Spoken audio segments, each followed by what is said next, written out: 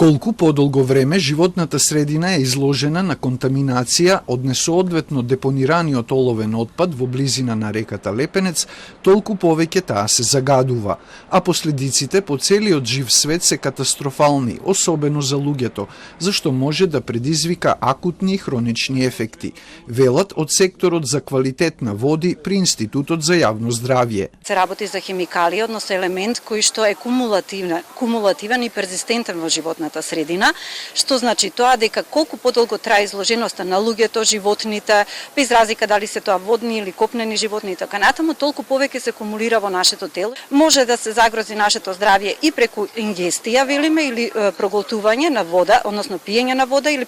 јадење на храна контаминирана со овој тежок метал, и вториот начин преку инхалација, односно преку вдишување на честички кои што го содржат оловот. Концентрацијата на олово на површинските води на Лепенец не го надминува дозволеното ниво, покажала последната анализа на Институтот за јавно здравје, но во август била измерена повисока концентрација од 10 микрограми на метар кубен, што е блиску до горната граница на дозволеното. Но нема опуштање, значи со ваков токсичен елемент нема